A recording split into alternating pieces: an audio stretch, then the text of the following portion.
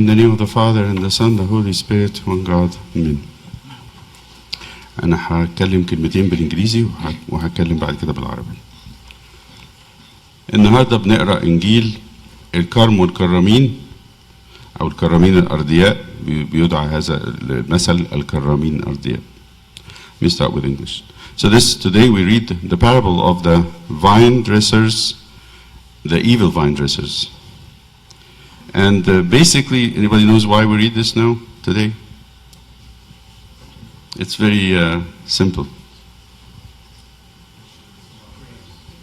Huh? But why the vines? It's the grape harvest. The ripening of the grape happened this month. By the end of this month, people harvest their grapes. So this is why. And the same thing, why do we have the psalm?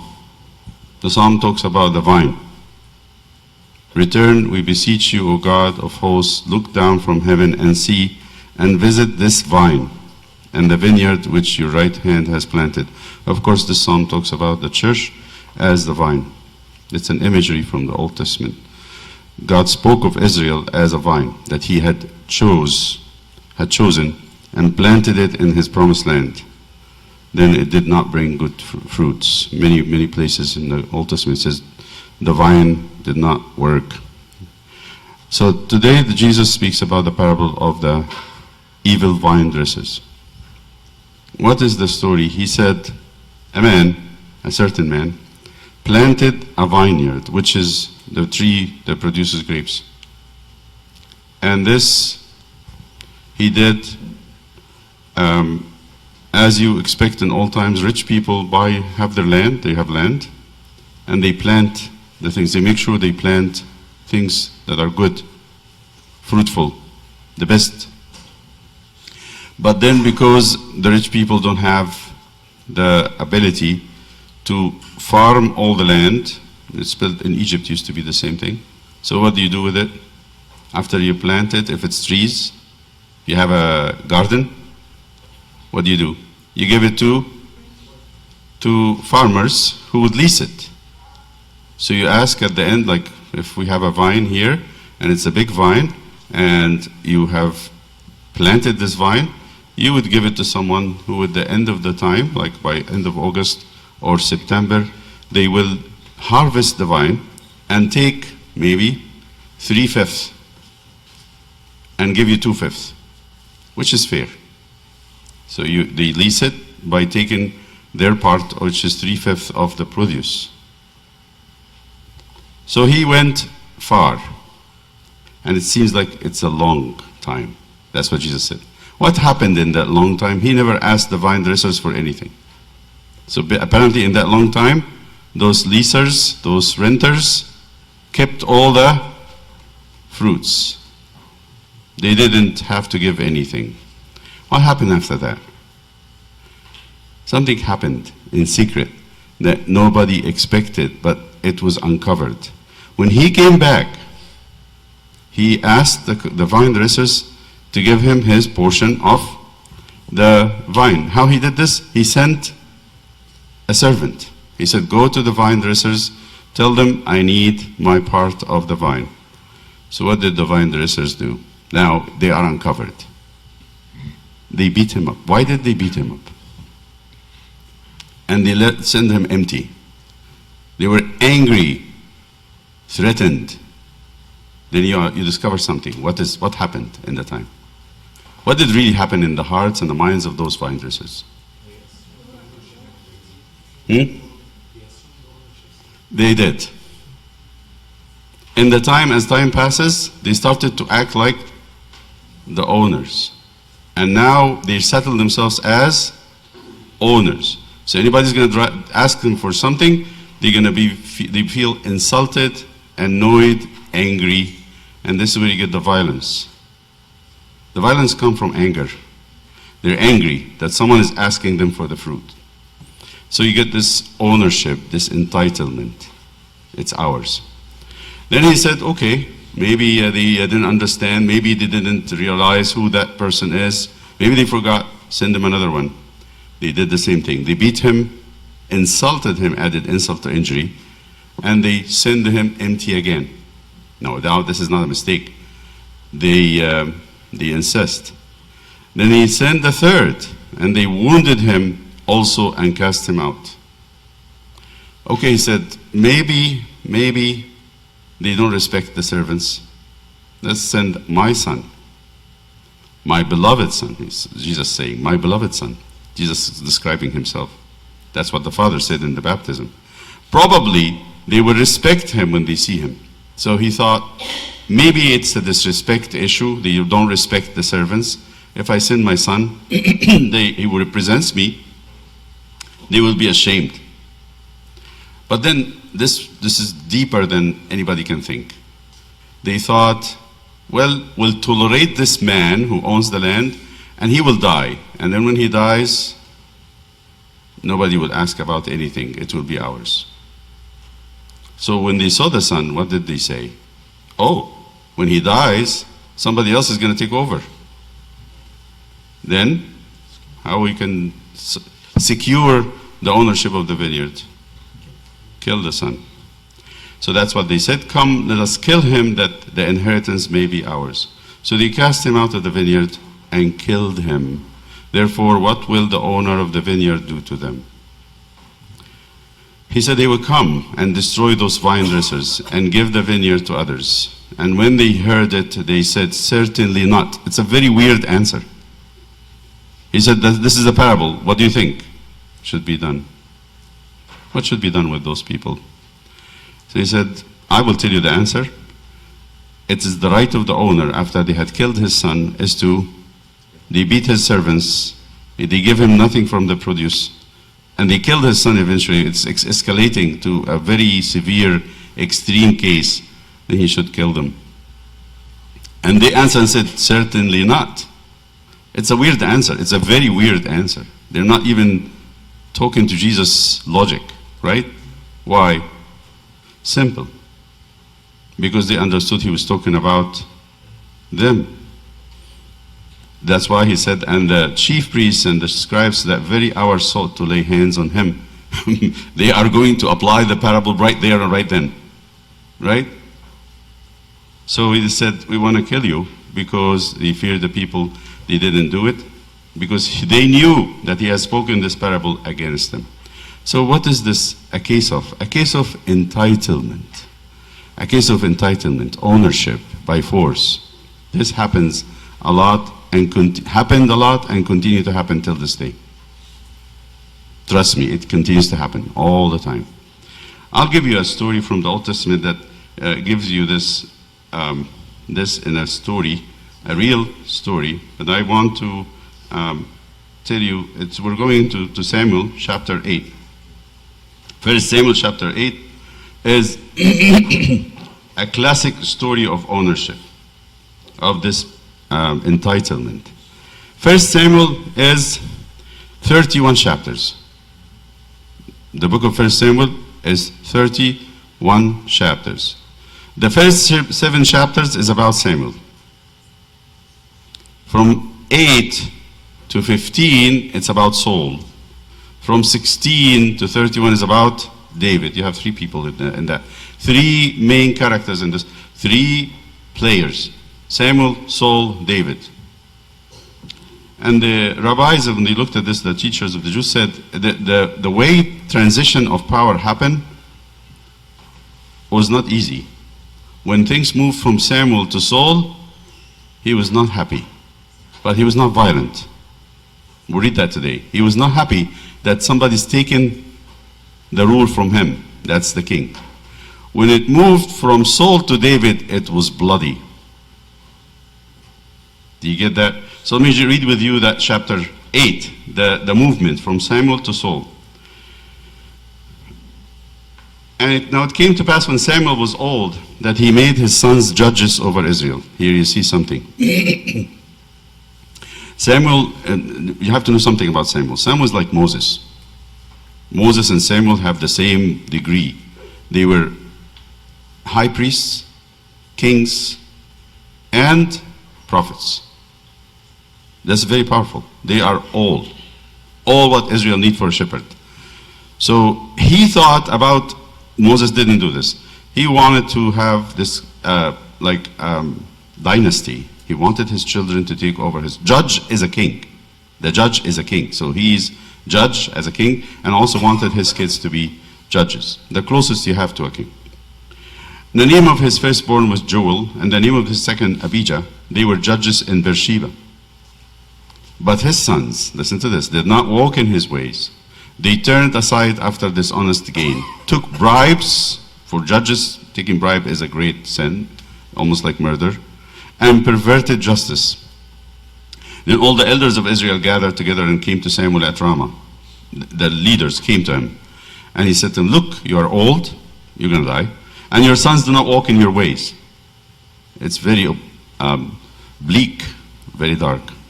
Now make us a king to judge us like all the nations. But listen to this. But the thing displeased Samuel when they said, give us a king to judge us. So Samuel prayed to the Lord. And the Lord said to him, listen to this, very, very interesting, and you have to understand it. The Lord said to Samuel the following, heed the voice of the people. What did God say? Listen. Listen to them. Do whatever they told you to do. Heed the voice. God is going to say 3 times. In all that they say to you, for they have not rejected you, but they have rejected me, that I should not reign over them. What's he saying? If anyone should be angry with this, if anyone should be upset, it should be God. Because who's the owner? God. So why are you upset, Samuel? What's bothering you? Because you need to give the leadership to somebody else?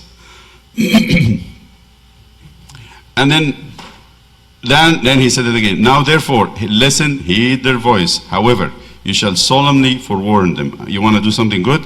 Tell them that the king will do to them things like he would take their 10th of their produce, he will tax them, he will have their children for servants and soldiers, and then he's gonna do many things, and he's listing these things. Take your daughters and make them perfumers, cooks and bakers, and then he would take your fields and give it to his own servants, etc.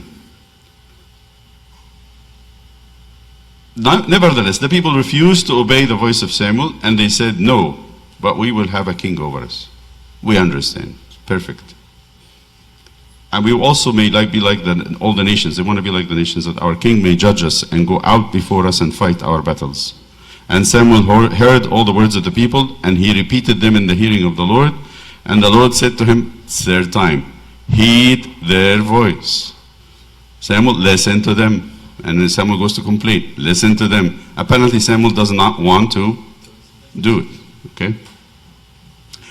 Heed their voice and make them a king. And Samuel said to the men of Israel, every man go to his city. Go home, all of you. Like, they're complaining. And then the ultimate thing that Samuel says, go home. Although God said to, listen, he should come out and said, okay, we'll make you a king. He's going to have to adjust. This is how Samuel refused the idea of a king, because it will be replacing him, taking him out of the judging part, and his kids will not. When it came to Samuel, Saul and David, so he has to ordain Saul as a king. Then Saul did something very bad. It's like the bad vine dressers. He did not listen to God. So what God's going to do? He replaced him with David. How did it go? Terrible. Terrible. He wanted to kill David many times. Eventually what happened? This is the bad thing. Saul committed suicide. And the Holy Spirit left him, and he was he was possessed with an evil spirit. This is terrible. Just because he was trying not to let go.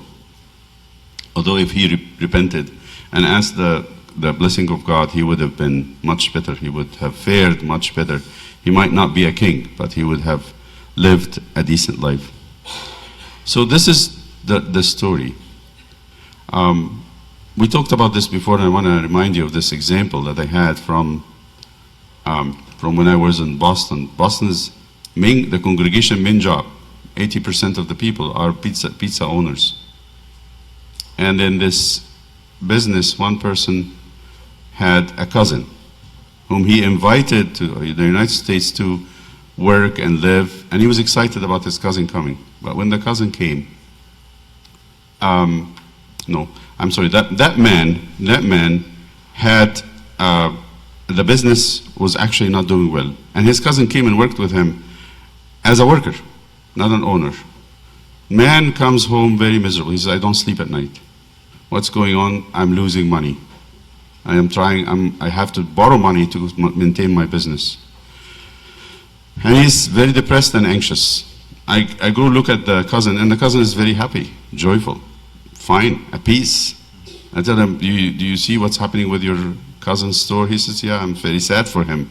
But you know what? I'm not the owner. Right? I'm not the owner. Anytime, if it breaks down, if it really goes bankrupted, I'm going to find myself another store. He's at peace. And this is the two different attitudes. Someone who's stressed like Samuel and Saul, they're very stressed because they took over, they own the thing. And sometimes we have the same problem. When it is about us, all of us, when you leave this earth and we die, nobody's going to be caring about the setups or the achievements. No, really, nobody. Nobody cares about that. And the millions of people that actually had experiences of dying and coming back, they said, we even didn't remember. Whether they are doctors or contractors or business people or, high-ranked officers in a company, nobody cared, really. What did they care about? They said how we dealt with people, the interactions, how much love, gentleness, and compassion and understanding we had. If we had that, we remember it produced joy in the soul, in their spirits. And if we had treated somebody badly, we thought evil of someone, or we were mean or harsh, we felt great sadness. So this idea of holding on to things, the competition that goes on, like I feel threatened. This is terrible, really terrible for us, not for anybody else. So that's why when John the Baptist was asked, they told him, oh look, Jesus that you were with and you witnessed for him is actually baptizing and making disciples more than you. I love that because they are checking on him. They are actually testing him. If John the Baptist is competitive, what would he feel? Terrible. Terrible. I lived all my life in the desert. I ate nothing. I'm living like the jackals of the desert. And here's this person who comes from the city and living a very good life. I mean, he lived with his mother all his days, and he was eating and drinking on the table. He doesn't have to eat locusts. Is making more fame, and people are going to him. He didn't say that. What did he say? Beautiful. What did he say? He is the groom. I am the groom's friend. He must increase and I must decrease.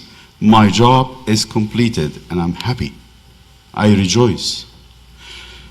The same thing happened with Paul and the apostles. When you hear them talk, there is nothing about competition at all. It's not our church versus their church.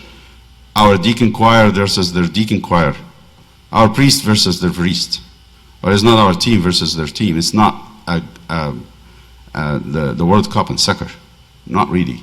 Nothing like that in the church. So this ownership makes a person proud and break them too. It will break us. Because we'll always be anxious. Always. We don't own our bodies, let alone anything else. Our bodies belong to God. That's why every day, just remember that, when you pray and you say, Our Father, you say two things that's very, very important to this topic. Your kingdom come. So what am I saying? You are the king, not me.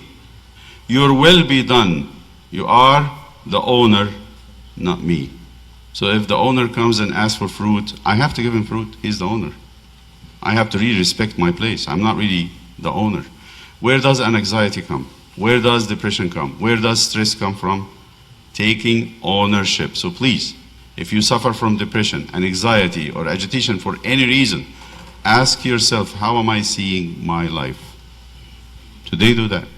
Ask yourself, where is my life? Where my life is mine? Where is it? Or it belongs to God.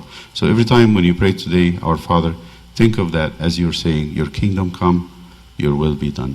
Those two verses especially is extremely important for us to put ourselves in the right place. We are not the owners, we are stewards. نقول الكلمتين بالعربي. النهارده بنقرا القصه بتاعت المثل بتاع الكرامين الأردياء، والمزمور بيقول ارجع يا الرب إله القوات وانظر وتعهد هذه كرمة التي غرستها يمينك. ليه بنقرا الإنجيل ده النهارده؟ عشان خاطر الشهر ده، شهر أغسطس اللي هو شهر العذراء برضه، هو الشهر بتاع حصاد الإيه؟ العنب. آخر الشهر ده هيبقى حصاد عنب، وأول سبتمبر، آخر أسبوعين في أغسطس واول اسبوعين في سبتمبر هو حصاد العنب. هنقرا حاجه عن الكرمه المره دي، هنقرا حاجه عن العصير او الخمر الاسبوع الجاي، هيبقى فيه الموضوعين دول وهيتكلم عليها برضو حتى الرسائل. ايه اللي قصد ربنا من المثل؟ مثل بسيط. راجل صاحب كرمه، زي ما بنعرف في الصعيد ناس عندها اراضي وبيأجروها للفلاحين. فزمان ما كانش فيه فلوس، ما كانش حد معاه فلوس، فكان الفلاحين يدوا جزء من المحصول لصاحب الارض. لما يجي وقت الحصاد ياخد هو الثلاث اخماس ويدي 50 لمين؟ لصاحب الارض، عشان الارض ما تبقاش بطاله ويقدر ياخد منها حاجه صاحب الارض. فبيقول ربنا ان الراجل راح عمل كرمه، زرع كرمه ووضبها واداها الناس ياجروها. وجه ومشي وسافر في حته بعيده لوقت طويل. هو قال كده وقت طويل، قال انه سافر في حته بعيده لوقت طويل، زمان ومكان بعيد ووقت طويل. ايه اللي حصل في الوقت الطويل ده؟ هنكتشف لما يرجع. لما رجع راح يبقى قعد عبد من عبيده، قال له قول لهم يدوك النصيب بتاع صاحب الارض. فلما شافوه راحوا ضربوه وبعتوه فارغ. بعت لهم 2 تاني، واحد تاني واحد تالت، 3 مرات. كل مره يعملوا ايه؟ يضربوا العبد ويبعتوه ايه؟ فارغ. فقال يمكن هم مش محترمين الناس دي، ابعت لهم مين؟ ابني. فلما راح الابن قالوا كلمة عجيبة جدا، هو ذا الوارث. معناها ايه؟ معناها هم كان عندهم امل ايه؟ ياخدوا الكرمة بعد ما الراجل يموت ما حدش يسأل فيها، تبقى بتاعتهم. يبقى الارض، يعني حتى الارض اللي هو زي ما بيقول لك في ليس معمول، فالليس هيبقى باطل وخلاص، احنا بتوع اصحاب الوضع اللي خدناها ومفيش حد يسأل عليها. لما لقوا انه له ابن اتخضوا، قال لك لا ده العملية مكملة، فنعمل ايه عشان نضمن الارض؟ نقتله. فاكتشفنا بقى في الوقت الطويل ده اللي عدى اللي ما اتطلبش فيه حاجه، ابتدت افكارهم تتغير من ان هم ناس مؤجرين الى ايه؟ الى اصحاب ارض. هي دي النقطه. ضحكوا على نفسهم من كتر الطموحات بتاعتهم، وبيفكروا هيعملوا فلوس ازاي وهيعملوا ايه وهيسووا ايه، ابتدوا يفكروا كاصحاب ايه؟ الارض. فلما جه صاحب الارض الحقيقي ما قبلوش. نسمي دي ايه؟ اسميها ايه؟ نسميها، بيسموه بالانجليزي انتايتلمنت، بالشعب العربي يسموها ايه؟ استحقاق كاذب. احنا نستحق ناخدها ان احنا تعبنا فيها. بيحصل كده احيانا كتير، بتحصل في المحلات وفي البيزنسز لما يحصل بارتنرشيب. يقول لك واحد انا هحط فلوسي وانت تدخل بشغلك. واحد يقول انا هحط فلوس والتاني يقول له انا ما بفهمش في الشغل ده، روح انت اشتغل. بعد شويه اللي بيشتغل يقول لك ايه؟ ده ما بيخطيش رجله هنا ما بتجيش. يبقى مين من حقه البيزنس ده؟ يبتدي يفكر اللي شغال انه تعبان فيه فهو ايه؟ صاحب الملك. فده اللي حصل. القصه دي حصلت في العهد القديم في كتاب من كتب العهد القديم، صمويل الاول. صمويل الاول فيه 3 اشخاص. صمويل من 1 ل7، شاول من 8 ل15، وداوود من 16 ل 31. هم 31 اصحاح. ال7 اصحاحات الاولين بتوع صمويل بيحكوا قصه صمويل وامه واتولد ازاي وراح الهيكل ازاي والكلام ده كله. لما يعجز على 8 هنتغير القصه وهيبقى فيه شاول، وبعدين شاول هيترفض من ربنا في اصحاح 15، ويبدا من اصحاح 16 ده قصه داوود ومصارعته مع شاول. ايه اللي حصل؟ لما صمويل عجز في اصحاح 7، جم الناس في اصحاح 8 قالوا له ايه؟ اول حاجه انت عجزت، كبرت. وهو تفهم بقى ان هو كان واخد القصه ليه هو شخصيا، لانه حط اولاده يبقوا جادجز بعديه. معناها ايه؟ هنعمل زي الملك، بس هو مش ملك، هو اعظم من ملك اكشولي. صمويل وموسى كانوا اعظم من ملوك، ملك ونبي بيكلم ربنا وايه ورئيس كهنه، ثلاثه مع بعض. فهو حط اولاده عشان يكملوا. فاكتشفنا ان صمويل عنده طموحات، ابتدى يحس ان الموضوع ايه، البيزنس ده ايه بتاعه وربنا بيساعده فيه، ورث. فقام لما قالوا له، لما تسمعها القصه اولها في اول الاصحاح، قالوا له ان انت ولادك مش ماشيين زيك وباظوا، بيجروا ورا الفلوس وبياخدوا رشاوي ويعوجوا القضاء، يعني ما بيحكموش صح. فساء الامر في عدد 6 في عيني صمويل، ما عجبوش. قالوا عايزين ملك، قال لهم ما عجبوش. فقالوا راح لربنا. ربنا قال له ايه؟ اسمع لصوت الشعب. اول مره قال له لو في حد يزعل من القصه دي مش انت. هو مين صاحب اسرائيل؟ مش انت ما عملتش نفسك ملك، انا اللي حطيتك. فالمفروض يزعل مين؟ ربنا. ايه اللي مزعلك؟ عايز يقول له انت ليه مزعلك؟ عايز بشويش. ربنا لطيف جدا، بيزقه ان يبص على نفسه. المره الثانيه 9 فالان اسمع لصوتهم. المره الثالثه رجع لربنا تاني، فقال الرب لصمويل اسمع لصوتهم وملك عليهم ملكا. باختصار بقى من الاخر بقى، يعني ايه امر، اسمع لصوتهم وملك عليهم. 3 مرات ربنا بيقولها له وهو ايه؟ مش عاجبه صمويل. ده راجل قديس، يعني انا مش بتكلم على حد قليل خالص، فدي ما حدش كبير عليها القصه دي خالص. وبعدين قال لك ايه؟ راح صمويل رد عليهم كل واحد يروح بيته، بدل ما يقول لهم هعمل لكم الملك على بيتك منك له مش هتكلم معاكم تاني. بعدين وقعد مع نفسه عشان راجل قديس، وقعد يهدي في نفسه، وبعدين رجع كلمهم وعاتبهم. بفتكر دايما حسني مبارك في اخر خطاب له لما قال انا عملت فيكم ايه عشان تعملوا فيا كده؟ صمويل قال لهم نفس الحاجه، انا زعلتكم في حاجه؟ وبعدين قالوا لا ما زعلتناش في حاجه، بس احنا محتاجين ملك، مش موضوع انت زعلتنا ما زعلتناش. نيجي بقى راح رشم شاول ملك، وشاول باظ، ما سمعش كلام ربنا، وروح الله فرق، وربنا زعل منه جدا. شاول ده كان مشكله كبيره جدا، كان ربنا حبه وصمويل بيحبه جدا، ومع ذلك ما مشيش صح. فربنا قال لا مش عايزه، هجيب مكان واحد حسب قلبي.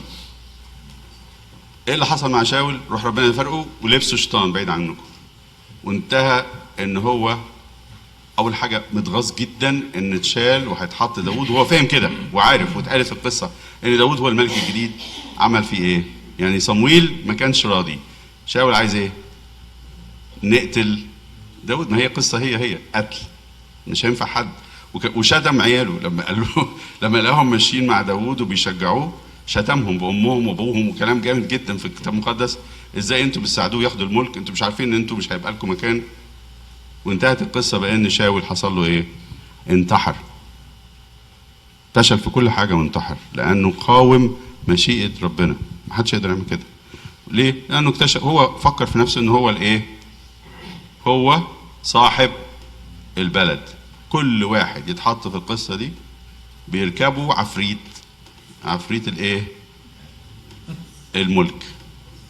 ده شيطان موجود للناس اللي في المراكز القياديه، موجود ليهم، ويبدا يقومهم على اي حد يبان ان هو بيهددهم في القصه دي.